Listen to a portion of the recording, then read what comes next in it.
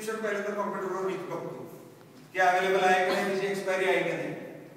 आज multi speciality hospital नवीन संकल्पना आली की ज्या ठिकाणी सगळ्या प्रकारचे उपचार एका ठिकाणी आहेत. तुम्ही एंट्री केली की प्रत्येक डिपार्टमेंट मध्ये गेला की त्याच्या डॉक्टरच्या समोर तुमची सगळी हिस्ट्री पटापटा दिसते. मी मागाशी एक मुद्दाम शब्द तुम्हाला वापरला होता ज्यावेळी मी विचारत होतो की करिअर कोण कोण करू शकतं. मी आर्ट कॉमर्स बरोबर अनेक शब्द वापरला होता. BHMS. मला सांगा ह्या मल्टी स्पेशालिटी हॉस्पिटल मध्ये माझ्याकडे एक IT प्रोफेशनलची पोस्ट आहे, एक BIT आहे. मी काय म्हणतोय BIT आहे आणि एक BHMS करून कोर्स केलेला आहे. Who will get the preference?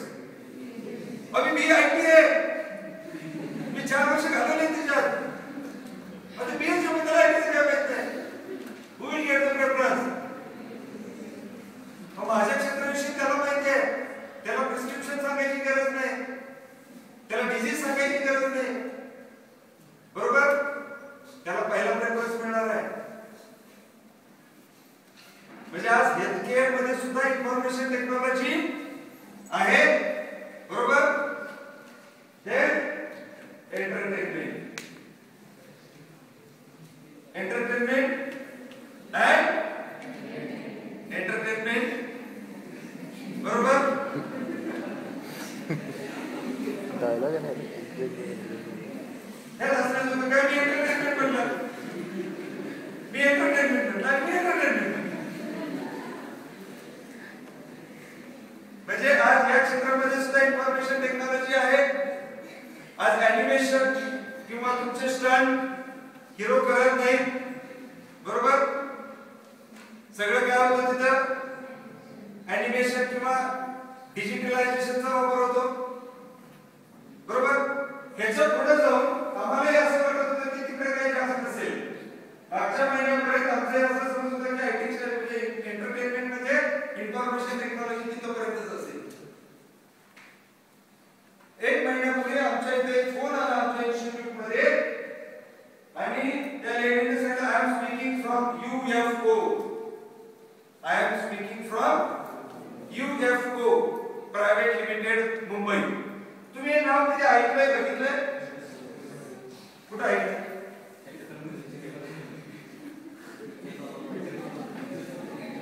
तुम्ही जास्त कुठं असता? सारा ठिकाणी बरोबर लिहिलेलं लक्षात नाही, पण थिएटरमध्ये काय लिहिलंय सगळ्यात. ज्यावेळी तुम्ही पिक्चर स्टार्ट होतो त्यावेळी सगळ्यात पहिल्यांदा जर त्या पिक्चरवर काय येत असेल UFO private limited. This is a company. We have authorization to stream the pictures in Maharashtra. महाराष्ट्रामध्ये पूर्वी पिक्चर रेडीच्या सहाय्याने जायचे, आता थ्रू सॅटेलाइट डायरेक्ट नेटवर्किंग आलं, त्यांच्या सहाय्याने डायरेक्ट पिक्चर तुमच्या थिएटरमध्ये येतो आणि त्याचे सर्वाधिकार त्या UFO कंपनीकडे आहे.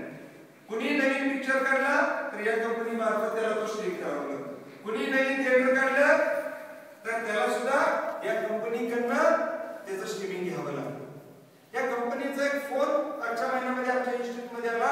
We have requirement of 2 network engineers for Sangli district. म्हटलं आम्हाला काय वाटलं 4 थिएटरसाठी 2 इंजिनियर्स एवढे हे काय म्हटलं. No sir, we have 32 theatres in Sangli district. Sangli जिल्ह्यामध्ये 32 थिएटर मध्ये ही कंपनी काय करते, स्ट्रीमिंग करते. म्हणजे आज इंडियामध्ये सुद्धा जे थिएटर आहे त्याचं सुद्धा स्ट्रीमिंग या कंपनी मार्फत होते पूर्ण सांगली जिल्ह्यामध्ये. आणि हे स्ट्रीमिंग करत असताना या नेटवर्किंग मध्ये येणारे प्रॉब्लेम किंवा हे नेटवर्किंग व्यवस्थित चालावं, त्याचे ट्रबल शूटिंग करण्यासाठी, त्याचं सर्व्हिस व्यवस्थित ठेवण्यासाठी त्यांना 2 नेटवर्क इंजिनियरची गरज होती. आम्ही 4-5 रिझ्यूमे शेअर केले. दुसऱ्या दिवशी त्यांचा इंटरव्ह्यू झाला आणि त्याच्यानंतर तिसऱ्या दिवशी ती जॉईन झाली. ते विद्यार्थी मला भेटायला आले, म्हणले सर 10,000 रुपये सॅलरी. किती? 10,000 रुपये सॅलरी. आणि ट्रॅव्हलिंग अलाउन्स वगैरे बाकी सगळं मिळून 15 ते 20,000 रुपये पर्यंत पगार जातो. एरिया सांगली जिल्हा. चंद्र आम्हाला सुद्धा यावं असलं करिअर कुणाला मिळून 20,000 रुपये पगार. वर्किंग आवर्सचा काय पत्ता नाही. कंपनी तिकडे आहे, वर्किंग घेत आहे आणि वर्किंग त्याच्यामध्ये फर्स्ट डे फर्स्ट शो.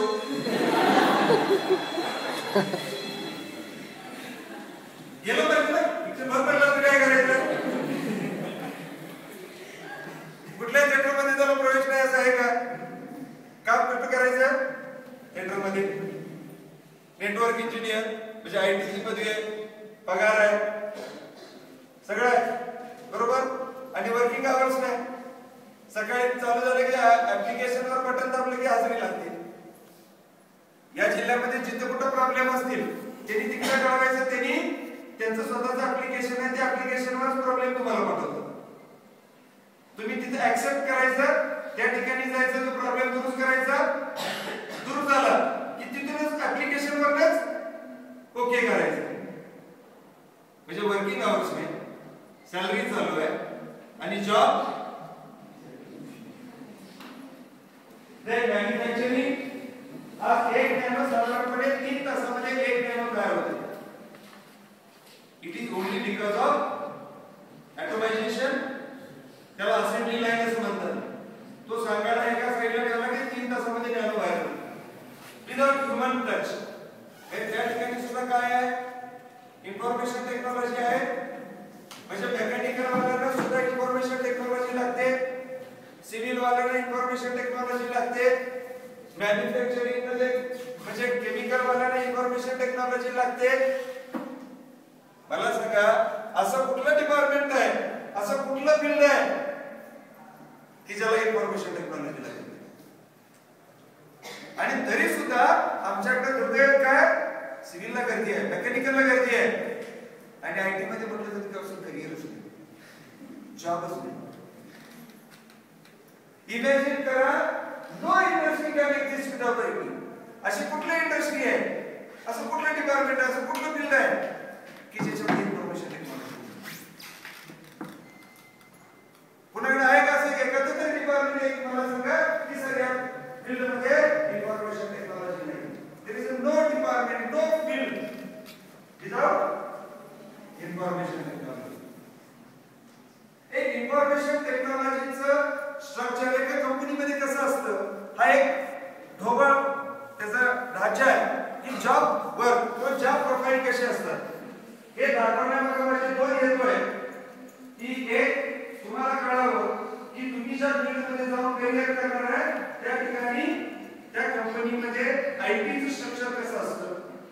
आणि दुसरं मला नंतर एक गोष्ट सिद्ध करायची आहे, त्याचंही या ठिकाणी थोडक्यात एक्सप्लेनेशन करायचं आहे. प्रत्येक कंपनीचा प्रमुख कोण असतो? Chief executive officer. त्याच्या अंडर कोण काम करतं? व्हीपी ऑफ आयटी,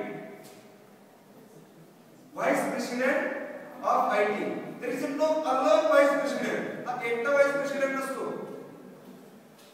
कंपनीचं प्रोफाइल काय आहे त्याच्याप्रमाणे अनेक व्हाइस प्रेसिडेंट असतात.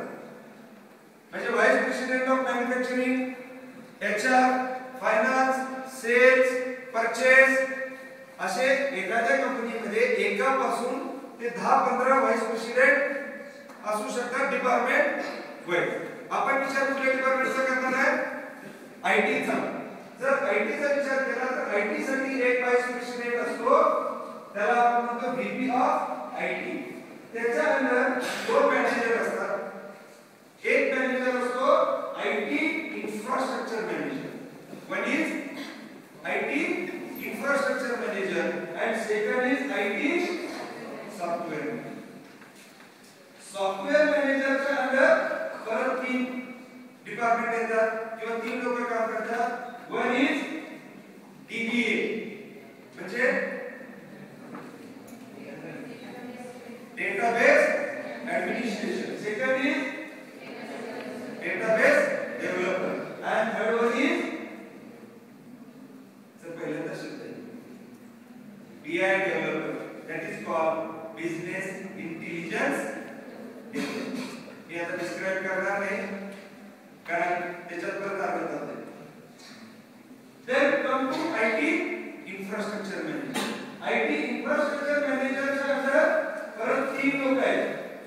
एक आहे help desk manager, सेकंड आहे सिनियर नेटवर्क ऍडमिनिस्ट्रेटर आणि थर्ड आहे सिनियर सिक्युरिटी मॅनेजर. आता पहिलं कोण आहे हेल्प डेस्क मॅनेजर. त्याचं काम काय तर त्या कंपनीमध्ये जेवढे हार्डवेअर्स आहेत मग ते कॉम्प्युटर असेल लॅपटॉप असेल टॅब असेल राउटर्स असतील स्विच असतील व्हॉट इट मे बी हे सगळे हार्डवेअर कुणाच्या अंडर येणार हेल्प डेस्क मॅनेजरच्या. त्याची खरेदी विक्री मेंटेनन्स जे काही करायचं आहे ते सगळं तुम्ही करायचं हेल्प डेस्क मॅनेजर. त्याच्या अंडर काम करतं हेल्प डेस्क कोऑर्डिनेटर.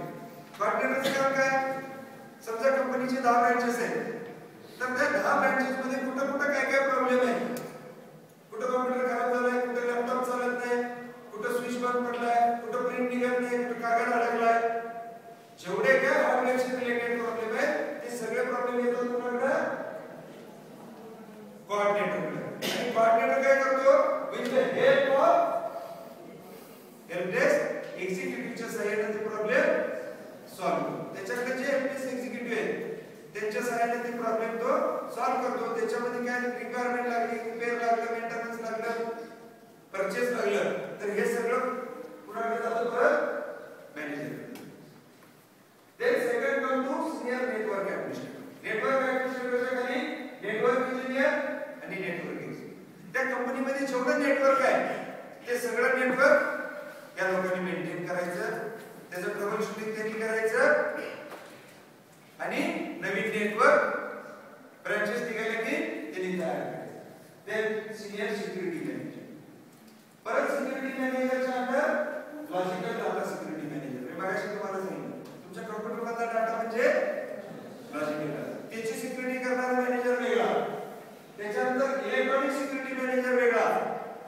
म्हणजे सीसीटीव्ही बायोमेट्रिक कॉम्प्युटर मध्ये डाटा सिक्युअर केलाय आणि बाहेर सीसीटीव्ही लावलेला आहे, एखाद्या इनडायरेक्ट कॉम्प्युटर काय बोलायचं again department of electronic security manager and ethical hacker. मोठ्या कंपनीचं सांगतोय लहान कंपनी इथिकल हॅकर परवडत नाही, ते कन्सल्ट करतात. सीए जसं असतं ना एक सीए 10 कंपन्यांना करतो, हे कोका कोला वगैरे सारख्या मोठ्या कंपनीमध्ये इथिकल हॅकरला पगार देऊ शकतो.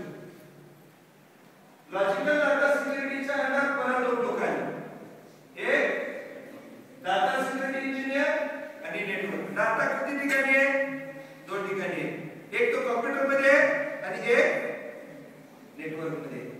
भले मी कॉम्प्युटरचा डाटा सिक्युअर केला नेटवर्क ओपन केलं काय होईल आमच्यासारखा एखादा ब्लॅक हॅट हॅकर काय करेल त्या ठिकाणी स्निफर लावेल आणि ते पॅकेट सगळे काय करेल स्निफिंग करून काढून घेईल, त्यातला डाटा काढून घेईल, परत पॅकेट नेटवर्क मध्ये